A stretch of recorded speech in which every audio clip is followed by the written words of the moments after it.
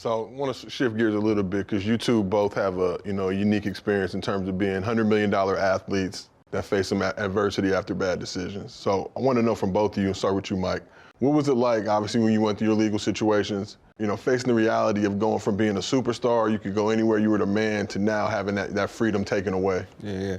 Well, you got to just look at everything like, man, you take responsibility. Like, bro, I knew what I was doing when I got into this. I knew the consequences behind it. I knew it was a point in time where this could all blow up. And did I want that to happen? Hell no. Did it happen? Yes. I asked God, like, man, why does that have to happen to me?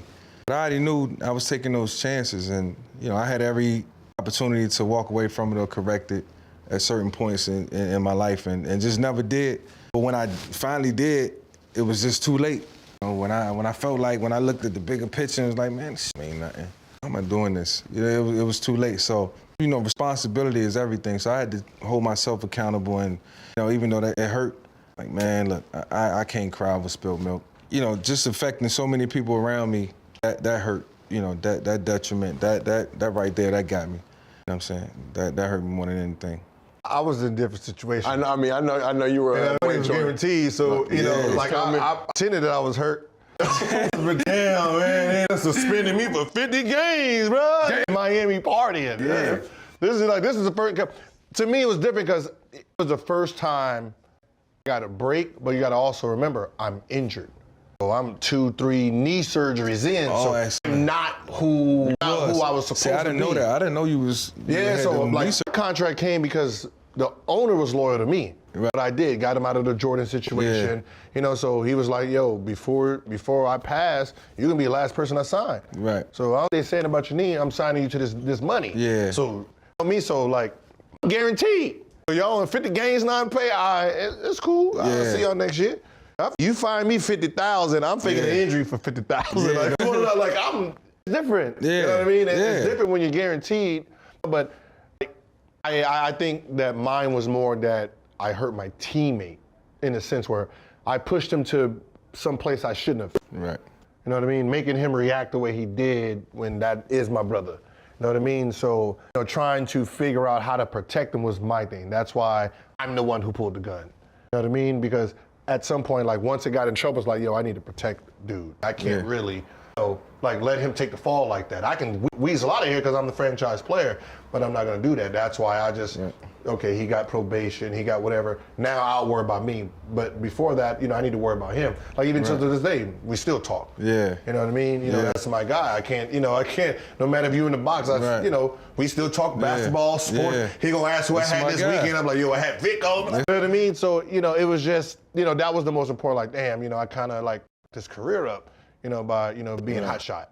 Right. That's the only thing I regret. Yeah. Everything else, sure. You know what I mean? I was already hurt. Yeah. If I had two good knees, y'all wouldn't have heard about no gun thing in the locker room, man. Yeah, see, that's the thing, I was bringing thing all day. And paintball shootouts. I don't know if you ever heard the story about Nicky Young?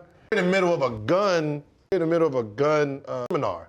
We're in the middle of a gun seminar. I go in the seminar with B-gun, put it to his back while they're talking, and look right in his face and just shot him. Fire him?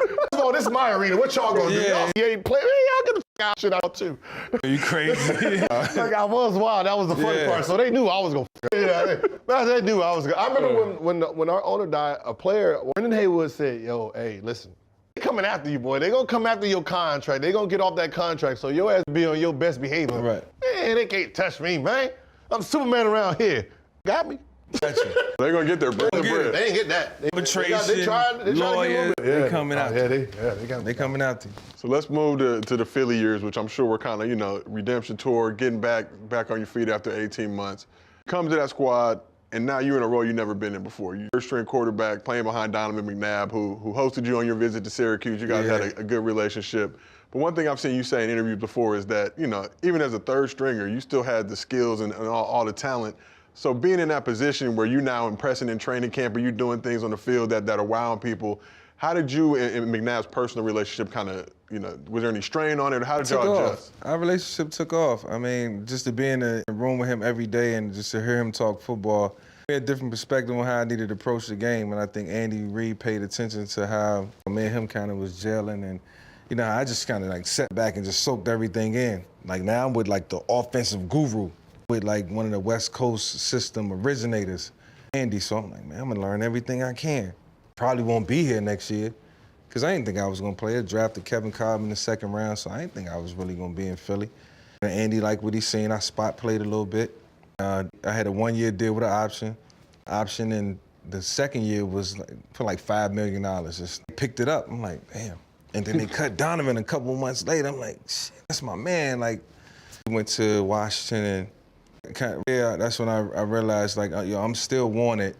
We got the skill, and now I'm with the right coaches. Now, how do I take that and run with it?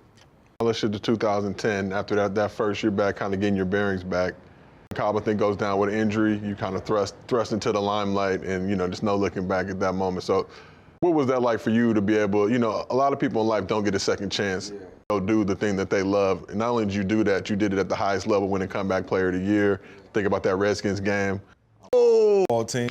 hey. Oh, wait, it was the Redskins then. No. about to say. I only watched one football game in my life. That's it? It was when you came to Washington. After game? Yeah! Y'all scored like 59 points. Y'all was boo. Yeah, I know you big back. It's definitely a breakout game. Have any clue going into that game? Because first play from scrimmage, you hit deep 88-yard 88? I'm in the newsroom at NFL Network. We screaming, all the black people in the office screaming, like, oh shit, back. I was just back a little bit. You know, game Kevin Cobb went out. Just that season, I just kept telling my wife, like, you know, because our life was different. I went through a bankruptcy. I'm saying, like, I ain't make the money. Like, the first year I came, I made like $1.2 million, and I was on a budget. And, you know, they picked up the option for the next year, but it was the start of the season, and it just wasn't the money I was accustomed to or used to. I lost all my endorsements and shit thing. I'm just telling my wife, just always tell my wife on road trips, you know, I love to drive. You know, I just need a shot. I just need a chance. I just need a chance again. Like, being a backup is not, it's not what I do. And she knows, she can hear the pain in my voice, but I ain't really stressing it, though. I ain't really letting, just like, I need a shot. So when Kevin Cobb went down, like, I really wasn't ready. I talked all this trash to my wife in the car, like, yo, I need a shot, I just need a shot. And then go down, and I'm like, damn, I ain't really prepared this week that hard. You know, I didn't expect him to go out. So I came in, and everything just clicked. Like, everything that I watched film that week, but it was like everything just like, it was just like God just put everything back in my mind.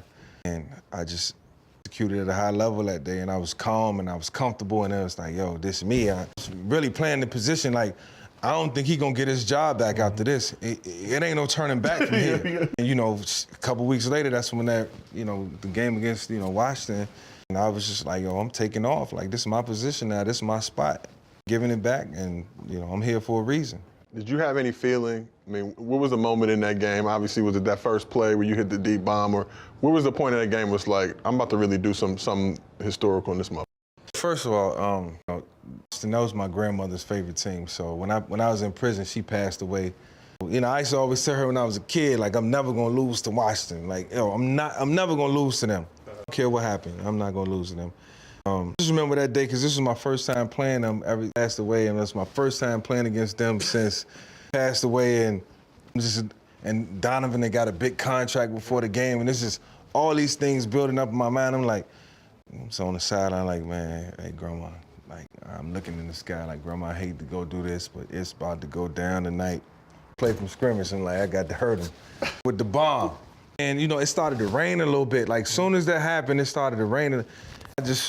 The day where I just felt the sense of calm, and I just, the whole time, the whole get to the game, I'm just thinking about my grandma, like, yo, when I'm annihilating them tonight. Like, I'm killing them tonight. Like, this gonna be the worst beating ever. That was just all in my mind that night, and I was like, 20 for 22, 150 yards, 4 touchdowns passing, 80 yards rushing, like, no wrong. Nothing went wrong that day, everything went right.